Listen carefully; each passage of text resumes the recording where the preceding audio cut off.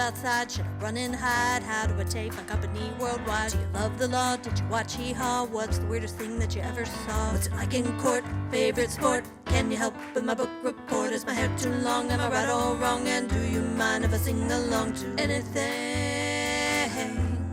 Ask Alan anything in the world. Hello, everybody, and welcome to this episode of Ask Alan, the podcast. I'm Alan Crone, the CEO of the Crone Law Firm.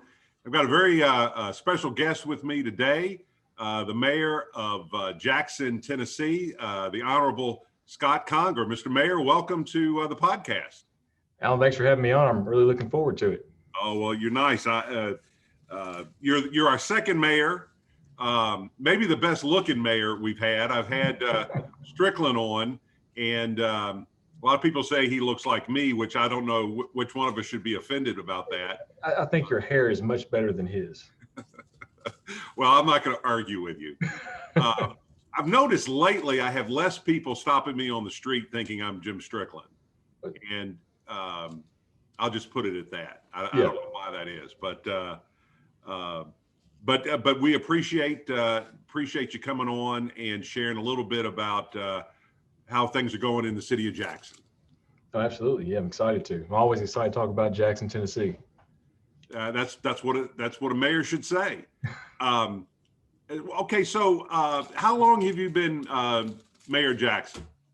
Well, gosh, it some days seems like 10 years, but it's been about 19 months. So I took office July 1st, 2019, and just about 6 months or so before COVID hit, and so it's lengthened that time, it feels like, but short time, but we got a lot done, I think, in those 2 years. I know what you mean. I mean, sometimes it feels like you just got there, and sometimes it feels like you've been there forever, but you're still in that first term. What's been the biggest learning curve you've had to ascend? Oh, gosh, I think there hasn't been a normal year yet for us. I mean, really, I think that's been the learning curve. We came into a budget that we didn't create.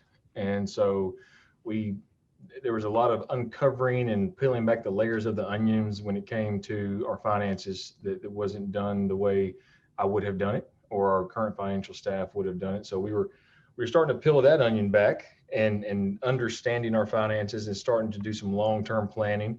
And then we get hit with a global pandemic. I wasn't planning for that in my first year. That was more like year 3, 4 of the term.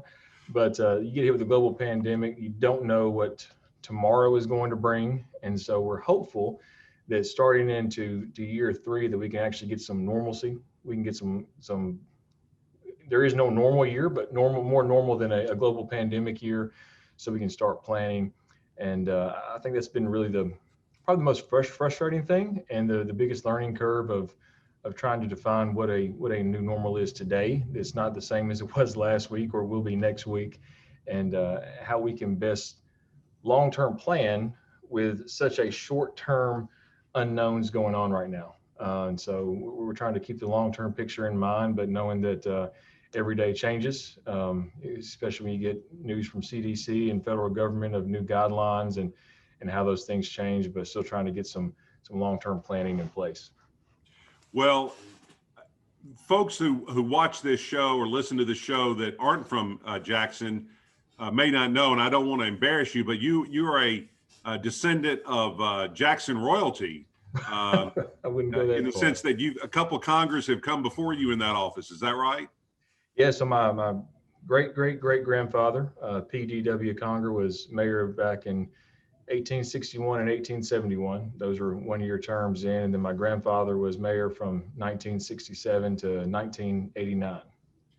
And what was it like growing up knowing that your grandfather was mayor of the city? Well, I get a picture now of the way I saw my grandfathers, the way that my kids see me. I kind of see that from his perspective now, because it doesn't really matter what dad does at the end of the day. When you come home, dad's home, it's dad. And so that was really my granddad was my granddad. He went out of office. I was 6. And so, growing up the first few years of my life, I remember a lot of times at City Hall going to press conferences and campaign events and things like that.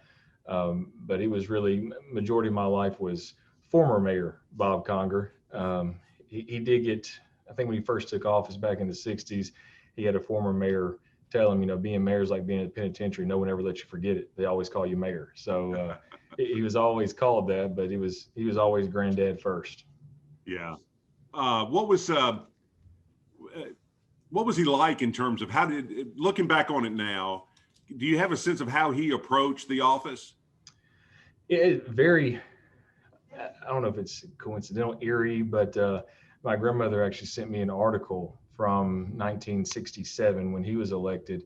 And I had never seen the article before, but read the article and it's a lot of the same things that I ran on, that he ran on, of the transparency of getting our finances in order. And, he was who he was, whether he was in the mayor's seat or at home. He was a brilliant man. He didn't mince words. If he could say it in 2, he wasn't going to use 7.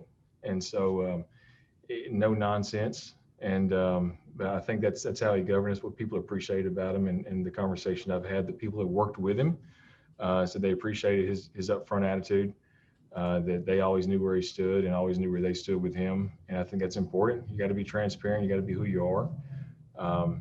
And I tell people I don't have the brain capacity to try to be multiple people. I am who I am, and that's the way you have to lead and have to govern and have to operate. It sounds like he was a good role model, not just to be mayor, but to really do anything in life. That's a good way to approach life. Yeah, both my grandparents, I mean, all 4 of them were, but my grandmother's still around, and she continues to teach me lessons on a daily basis. Was joining the company business of politics, was that something that young Scott Conger thought, that's what I'm going to do, or did that come later? How did you decide to go into public service yourself? Well, growing up, I wanted to be an attorney. Gosh, I'm glad somebody talked you out of that. Well, interesting. I was in college, and I coached a Pee Wee football team, and I fell in love with coaching and just enjoyed it, and did that through college, and even did that after college, Pee Wee football, and got a history degree. Was planning on teaching high school history. Went to 2 job interviews. They needed a teacher in different subjects. My endorsement was only in history, and so I didn't get the job. Now I'm thankful, and the students at those schools should be thankful too, because I've been an awful teacher. And so went into working in higher ed and started getting involved in neighborhood associations, local level. And about 2011, I ran for city council and was elected and served almost 2 terms there. Moved out of the district when we had our second child, but served 2 terms there and got involved, and really saw an opportunity not only for Jackson, but for the mayor's office, and see how Jackson can grow and how this position can lead that growth and be the catalyst of what we can do and bring Jackson into the 21st century. Well, you share that experience with my old boss, Jim Strickland, being on the council and then going to the mayor's office. What kind of perspective do those 2 things give you in your job now? Yeah, I think our form of government set up very similar to Memphis. We're strong mayor, weak council is what they call it, and the mayor is the CEO of the city. And so I think it brings a perspective of knowing the intent of a council member, knowing the desire to want to add value and do good and be involved. And I think it's helped us when we started to bring those council members so we turned over, counting my seat that I left in 2017, 5 of the 9 positions in 2019. So we had a majority of new council members. And so it gave me an opportunity to really reach out to them and know what they wanted, knowing that they want to be included. They want to know what's going on and get them involved much earlier than I got involved in their term. And so that we could start collectively and collaboratively making the changes that we need to make. What's the state of Jackson these days? I know there's a pandemic, as you alluded to earlier, but to know where you're going, you kind of got to know where you are, where you're starting from. What's the state of Jackson, Tennessee? Yeah, I think it's much better than it was 19 months ago. you got to have money to do everything. And so we've paid down some long-term debt. We've reorganized and refocused how we spend our dollars. Our three priorities are infrastructure, public safety, and quality of life. And then we ask ourselves three things every time we decide to do something. Is it transparent? Is it inclusive? Is it efficient? And those are the driving forces of everything that we do. And the quality of life aspect right now is a little difficult because you can't have a bunch of people gathering. And so we have some of our assets, our civic center that we've turned into a temporary warming shelter for homeless. We've had to get creative, but we've brought more people to the table. We're including more people in our decisions. We're doing things efficiently, measuring everything and everyone with the same stick. And so just to give you one example, our first year in the fall, we have a leaf service here in Jackson. So if you rake your leaves to the curb, we have a leaf truck comes by, vacuums it up. We got so far behind that there was a Saturday that we asked for volunteers in other departments, and we went out on a Saturday and we picked up leaves. We did some reorganization, prioritization with our departments, and we didn't have a single leaf complaint this year, just because we made those priorities on how we strategically do things. And I think a lot of the first, I still do it now, but first 16, 18 months was me asking why. Why are we doing it this way? What is the reason? Can we do it a better way? Why have we not looked at a better way? And can we look at a better way now? And how can we do it better? Well, that sounds great. I mean, that sounds like a prudent way of approaching your first term. I think some politicians make the mistake of believing they already know what the solution is before they really understand the problem. And it sounds like your philosophy is to understand the problem first and then craft a solution. I'm reminded every day. I have two small kids and a wife, so I'm reminded every day of how little I know. And I carry that over into work with me. What are some of the innovative ways that you're including people? How are you reaching out to the community to include them in this decision making? And so one of the things I'm really proud of, and we look a lot at Memphis and what Mayor Strickland has done, and had a conversation with him of our new website that we launched last year actually has a page on it where if someone wants to be on one of our several volunteer boards or commissions, they can go on and apply. They can give their resume. So we're actually finding new people that are interested in those areas that those boards and commissions serve, bringing them on. We established an anti-poverty task force to look at how we can alleviate systemic poverty in Jackson. We've established a commission on aging, a mayor's youth council, and so bridging those two ends, those bookends on what we can do to serve and be an age-friendly community.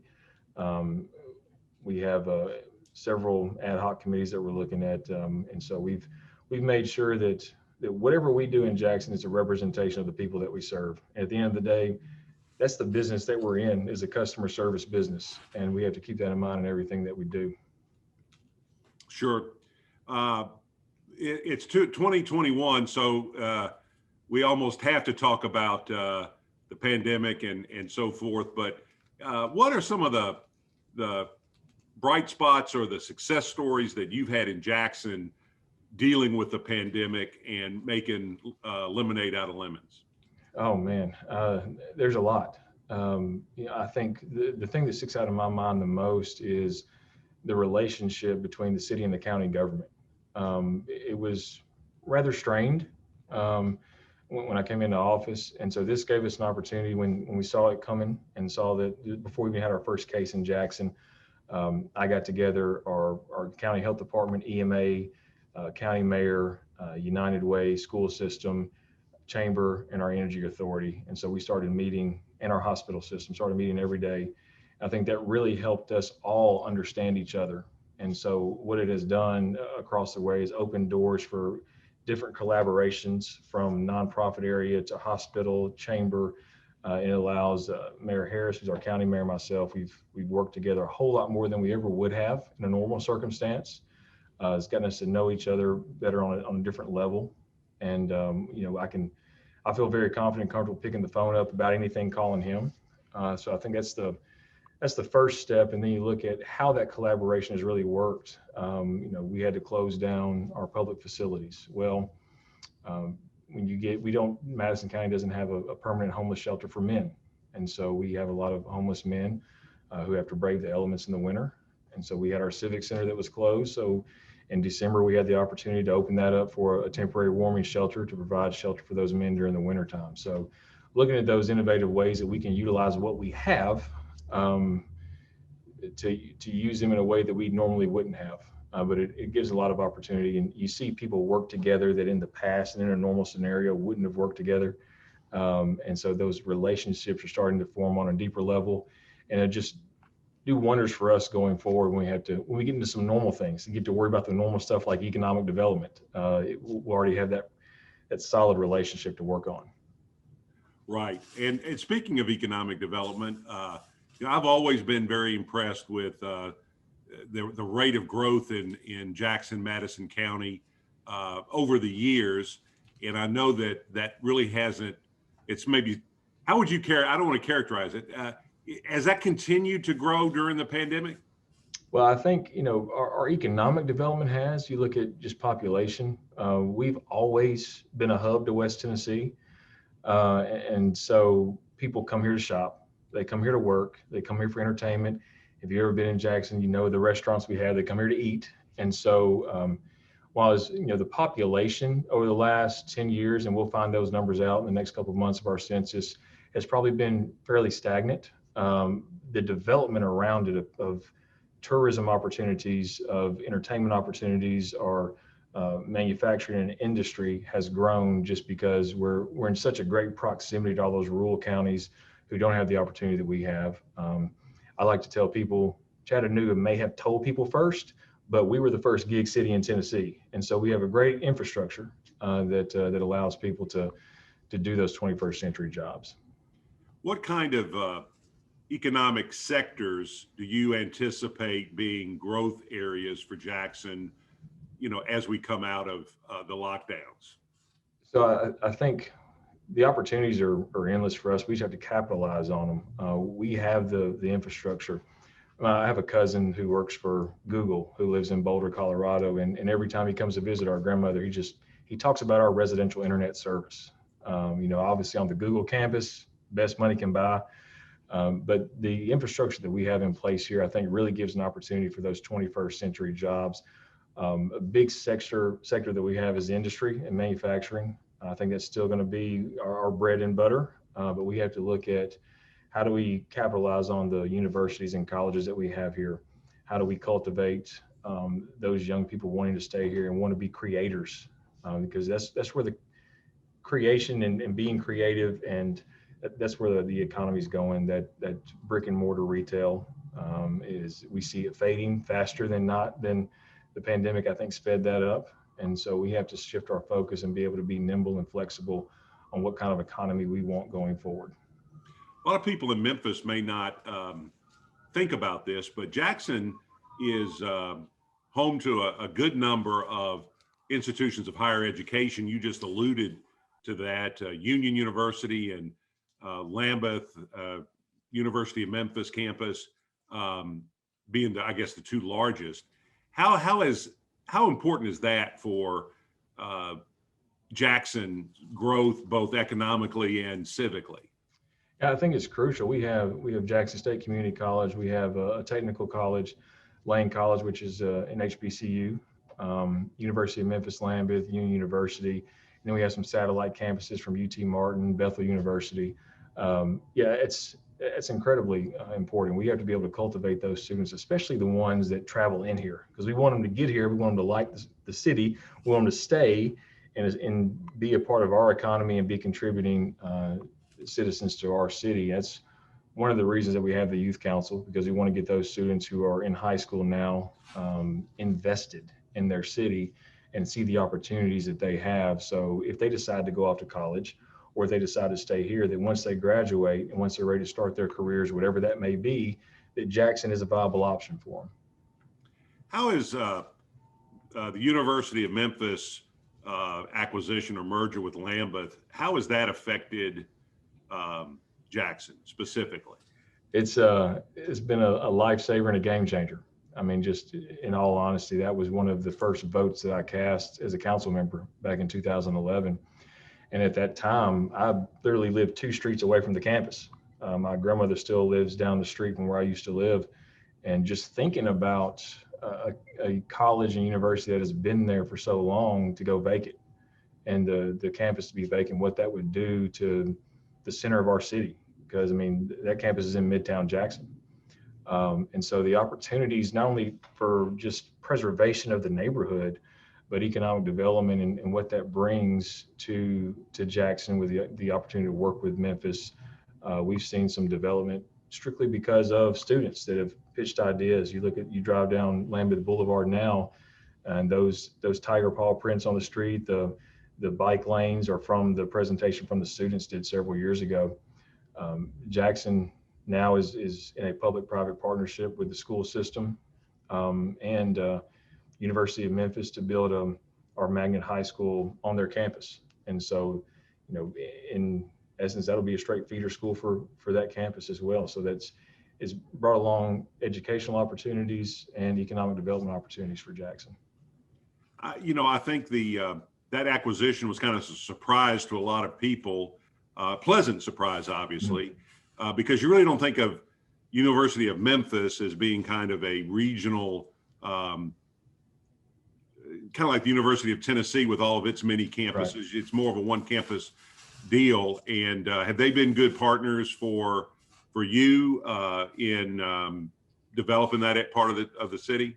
Oh yeah, they've been great partners. I think if you look at that area 10 years ago, just the property values of that area 10 years ago compared to now, those numbers just speak for themselves. Our houses, they're selling 20-30% above where they were 10 years ago. And that development is continually going on. We have some redevelopment areas there that we're focusing on, but without Lambeth and the University of Memphis Lambeth campus being there, none of those redevelopment efforts work whatsoever. And so it's a huge cornerstone to our city and especially that part of town.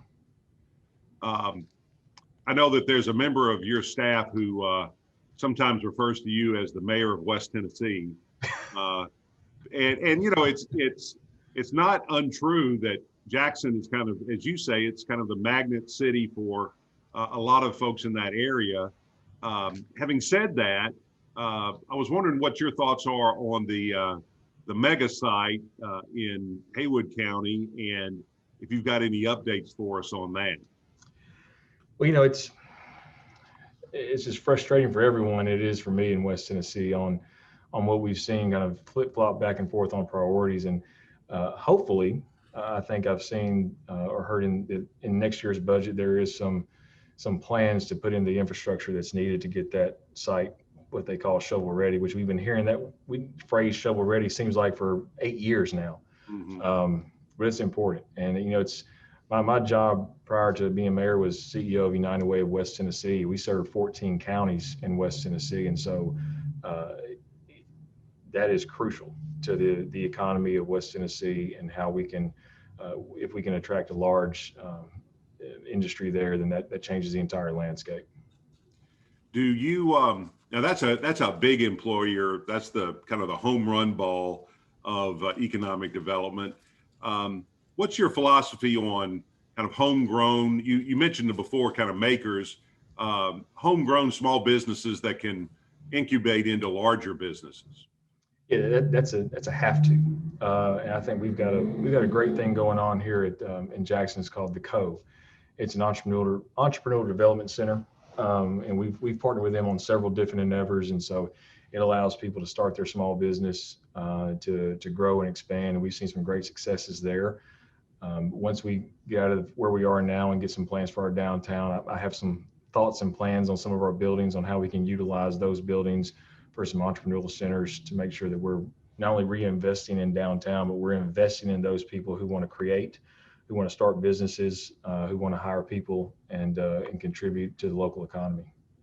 Well, I can tell you that back in the, I guess in the, what do they call the aughts, the turn of the century, the 2001, 2009 timeframe, I was in a law firm called Crone Mason. My law partner was a good friend of mine, still is, named Miles Mason. And we had an office in Jackson. and it was right on the square. I guess I was looking at when I was in Jackson not too long ago. I noticed that it's now an apartment building rather than an office building, but we had a sign right there on the second floor. And we really enjoyed going to Jackson, and we really enjoyed the business community that existed in downtown, even in those days. Yeah, I think we've seen a lot of growth. We have the real growth is across Highland Avenue, which is Highway 45, Mm-hmm. a lot of residential area and some retail area. And so what we have to do on the east side of that is make sure that they have a reason to come across the east side while they're living here, to live in those apartments and those houses. We have a lot of opportunities for entertainment, for businesses. And so once we see that normalcy kind of come back, then hopefully we can start making those investments. And that we have some individuals and some small businesses now that are interested, and they're just waiting on the right time to launch.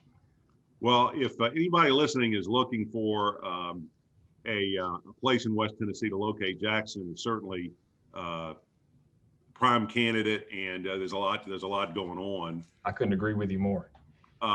Spoken like a true mayor. You know your job. I like that. Well, I'm looking at my monitor here, and I'm looking at your office. You are in the Lord Mayor's office there in Jackson, right? That's it. Yeah. Very nice, and you've got a fairly new city hall, which is a great building, and I understand that your nameplate is a hand-me-down. Is that right? It is. I was, it says Mayor Conger on it. And as I was moving offices from United Way to here, my grandmother lives a whole lot closer to the area of where United Way's building is in City Hall. So I went over there to get some boxes while I was at work, and she wasn't there, and I was down in the basement. I just so happened to see the R on the nameplate, and I picked it up. I didn't even know he had this, and so called her and said, "Hey, can I have this?" She said, "Yeah, there's a bunch of other stuff down there. Do you want it?" And I don't want any of his plaques or anything like that. I just want the nameplate, and got that. And this actually, the gavel that I use for council meetings belonged to my other grandfather, who was an attorney here in Jackson. And so got some nice hand-me-downs. And I'm actually sitting at my grandfather's desk, who was mayor. This was in another office, and when we did some moving around, the person who had the desk retired, and so I brought it up here. So now I get to sit at his desk as well.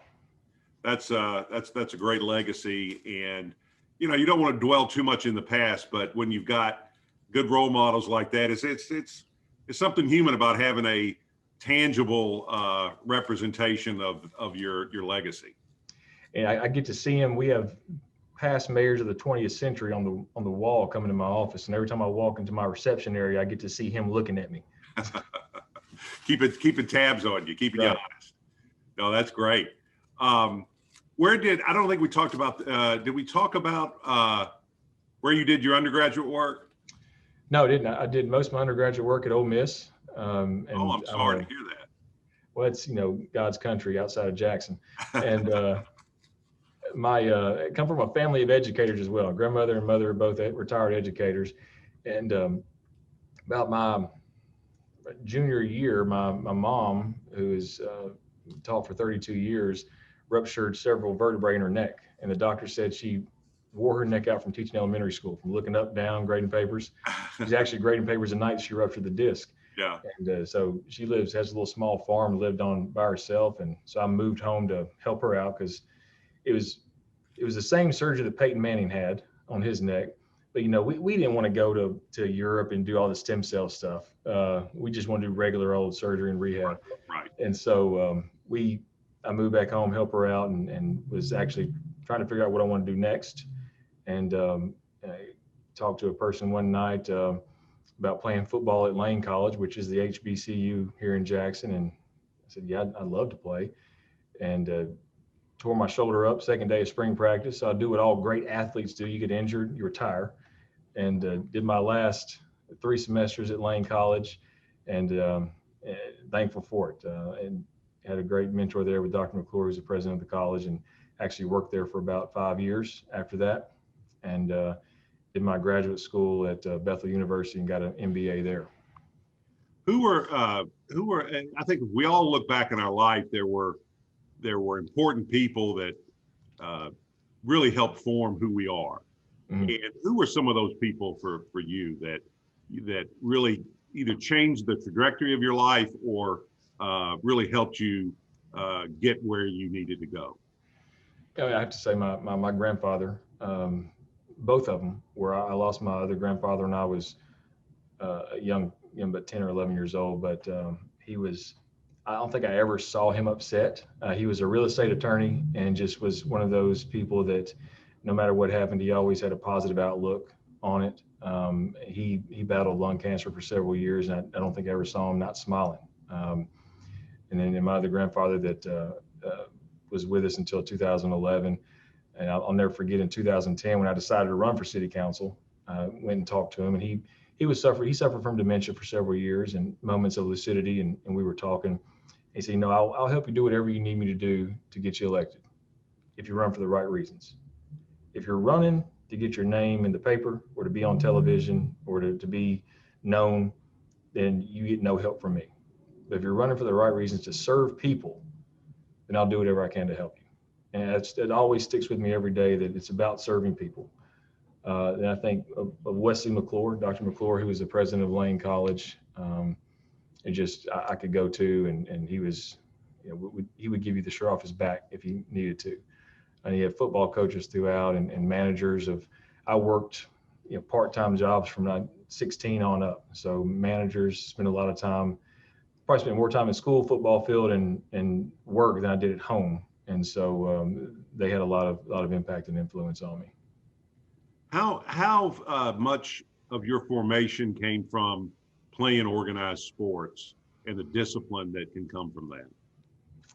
I'd say a lot of it. I started playing organized sports far back as I can remember, of t-ball and soccer, and really got into football, fourth or fifth grade, and played that through college. And so I think that you build that bond with people, you get that discipline. And I think not only that, but working, being a child of a single mother, working from age 16 on up, you got to have that discipline because you're going to school, playing sports, and having a job. And so that creates a lot of discipline when friends are going out on Friday afternoon or Friday evening, and I'm going to work. Then playing football on Friday night and going to work on Saturday morning was a lot of what I did during high school. And so I think that creates that level of discipline, knowing that you have a job, you have a responsibility. Sounds like from the way you describe yourself and your journey, your life has always been about service. You were looking at education, you got into education, you worked for United Way and on the council, and now as mayor. Why is service so important to you? Well, I hadn't thought about it till you mentioned that, but it's been one of those things. I guess it's what my family has done. I mean, that's if you look back, it's who we are. I can even my mother's parents, stories of my grandfather serving clients and never charged them $1 because he knew they didn't have $1. And my mother and my grandmother are both teachers. Grandfather spent a life in public service. So I think it's what I was raised to. We have a responsibility. We have an obligation to serve people. And that's what we're called to do. That's what God calls us to do. And this is the best way that I can find to provide my talents and serve people. Well, and not to embarrass you, but I think that when you run across somebody who has given a lot of service, a lot of times people lose sight of the fact that there's a lot of ways you could spend your time, and you could just as easily have gone to be the CEO of a big corporation as opposed to the CEO of a city, and there's a lot more money in the former than the latter. Absolutely. But you do it for the reason of, as you say, that service is important. And is there an effort that you have in your service that you're trying to show the next generation how to model that behavior to the next generation? That's probably not the best question. Yeah. I was in Boy Scouts and was an Eagle Scout. And so, you're taught to leave things better than you found them. And I think that's, if we can invest that in younger people, or even you're never too late to learn that lesson, I don't think. But leaving things better than you found it, whether that's a city, a neighborhood, a company, whatever it is that you're involved in. I think that's what we talk about when talk about our youth council of how can you make the city that you live in better. What ideas do you have? What changes would you make? How would you improve things? Never be complacent in where you are today, and always look for that constant improvement process in anything that you're involved in. I have a business coach that talks about big audacious goals, setting big audacious goals. What's the big audacious goal for Jackson, Tennessee? Gosh, I have several. We're coming into our bicentennial next year. And so our county celebrates its bicentennial. This is how we celebrate ours. So we're planning big for that. Our big audacious goal is to be the epicenter of West Tennessee. I mean, what we're considered now, but to grow our tax base, to grow our influence, to grow our tourism. We're trying to bring Great Wolf Lodge to Jackson. We want a long-term goal for me is a civic center, convention center, hotel, that we can have large events and host events. I think we're primed between Memphis and Nashville to do that. And so we have to capitalize on that. I think, also bringing Jackson in the 21st century. I think we're positioned great for a Google type industry, just because we have that infrastructure and we have the network here. And I think that we can do that, and looking to the future of how we build, and not looking at economic development based on what we know, but get into that area that we don't know, that we're not familiar with, and be ready for the next thing. Manufacturing is going to change. Retail is changing. Education is changing. People are sitting in front of screens a whole lot more than we ever were. And so how do we capitalize on that and make sure that we have positioned ourselves to be a part of the new economy, and how we can really be at the forefront of that? What is the new economy, as you see it, the new economy solution to the sluggish or slow growth of economic development in West Tennessee in general? I mean, I don't think it's a secret to say that West Tennessee is losing population, it's losing jobs, and what can West Tennessee at large do to reverse that trend, do you think? I think there's several things, and one of those is having that voice and getting the attention from Nashville, from the state legislator. And I think the very immediate, easy thing that helps West Tennessee is broadband. What we've seen through COVID is that internet is not a luxury anymore. It's a necessity. It's as much of a utility now as electricity, phone service. And so that has to be treated as such, as a utility, and has to be provided. And, while we can't run fiber to every house, there has to be options. We have, even in Jackson, we have places that don't have the fiber connectivity that we're looking to provide Wi-Fi services for. But that mindset of, you don't need internet. Well, you need internet. It's a utility, a most definite utility. And we have to look at how our economy has changed. And, not just I get up and go to work at 9, get off at 5, or work at 8, get off at 5. Those days and time is not the same as it was. Remotely working from home, being productive. I think measuring productivity as opposed to time spent.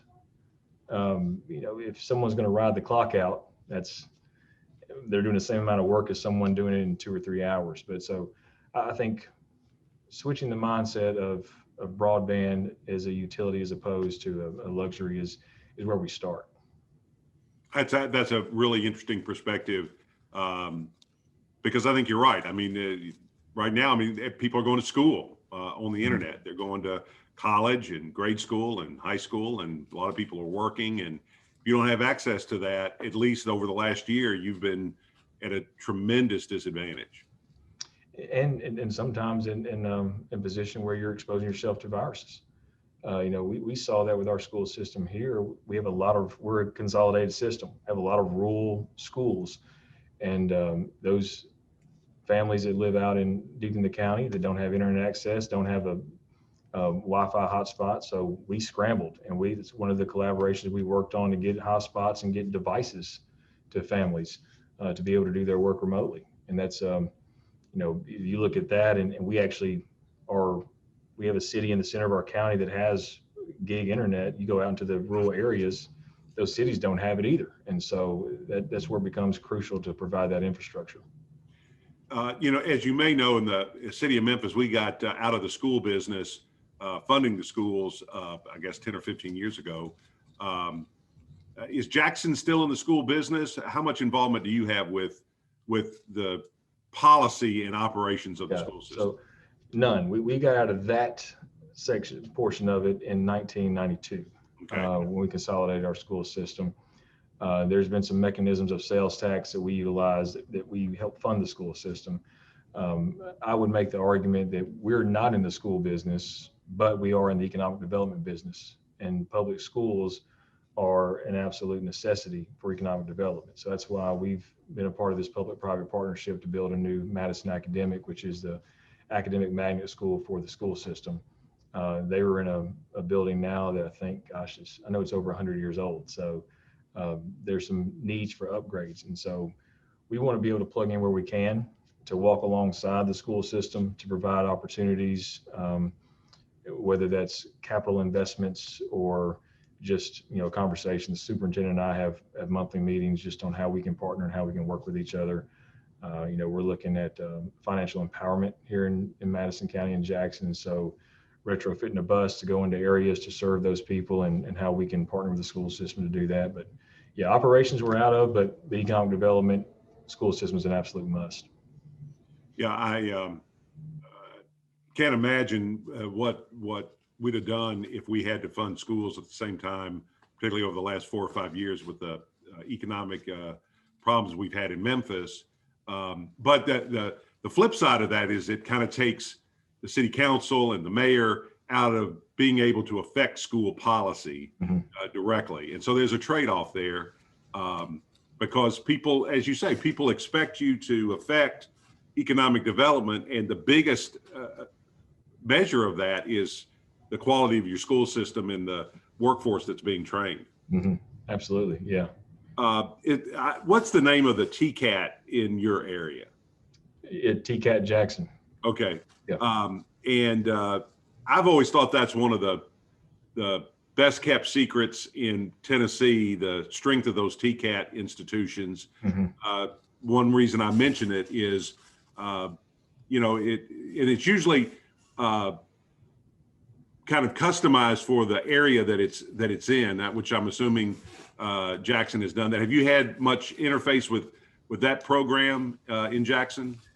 Yeah, so we've had several.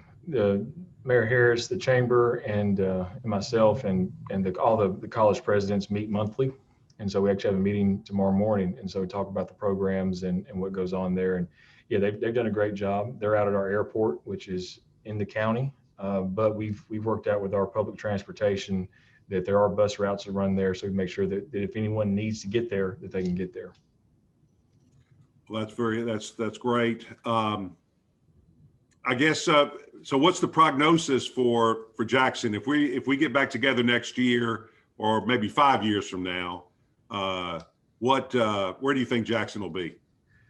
I think we make a lot of progress. I think we've already made a tremendous amount in the last year and a half. We went from 28-year-old fire trucks to replacing our fleet, getting new fire trucks in. Hopefully we'll be on to some bigger projects, but we're focusing on the basics right now of our infrastructure improvements. Repair is really where we are now. So 5 years, I'm hopeful that we're at the fun things of improving and building on things and not going and just focusing on the fundamentals. I think we got to get the basics down first, and once we do that, then we'll be in a lot better position to do the fun things that we want to do. If we're talking about finances to be able to do those things, fiscal year 25 for us is it. Our debt service payments drop in half, and so that frees up a lot of revenue for us to be able to do those fun things. And if it's building convention centers or if it's making those investments, that's where the opportunity lies for us. If we can get the basics done now, and I think just for us, fostering that idea of innovation and thinking outside the box, we're getting 7 new fire trucks from innovative financing from our fire department, at no additional cost. We're getting 31 new police cars for our police department, no additional cost. And so empowering people, getting creative, and then being able to make those significant investments to attract people to Jackson, to move here, to visit here, to live here, and to stay here is what we want. Well, that sounds great. Last topic, Jackson, Madison County have inside dining now, or where are y'all in terms of open economy? So our economy is pretty much open. There are precautions put in place, plexiglass barriers. We're encouraging a lot of our restaurants to do the 6-foot distancing, so that does limit their capacity some. We have a mask mandate through the end of the month, but when it comes to our public facilities, we have no events going on through probably toward the latter part of this month at our Civic Center, which is our main event space. Our Fine Arts Center, which have plays, are half capacity. Everything else is half capacity, and we'll maintain that until we get to a point that we look a lot at the White House Task Force, their guidelines they give us, and so we'll look a lot at that too. We've, knock on wood, we're very fortunate. Last few weeks, our cases are relatively low. We're probably 12% of our population has gotten their second vaccination, and so we're like everyone else, supply and demand. As soon as we get the supply, we have the demand for it, and we're just cautiously optimistic of the future. Well, whether it's this week or next year, I look forward to driving up I-40, stopping at exit 82 or 85, and enjoying the hospitality that only Jackson and Madison County can give. It's a great place. Well, we look forward to having you. All right. Well, Mayor, I sure appreciate the time. I know you're busy, and I really appreciate the taking the time out to chat with us. And I thank everybody for listening. And if you enjoyed this podcast, then let's be real. I mean, of course you did. It was a great podcast. Please share it, like it on social media, email it to your friends, anybody who would like to know a little bit more about Jackson, Tennessee. And maybe we'll come back later on and talk about the history of Jackson and all the other things that are going on in Jackson and Madison County. Love to. All right. Thank you, Mayor. Good to see you. Say hello to all my friends and enemies in Jackson, Tennessee. Yeah, I sure will. All right. Thank you, sir. Bye-bye.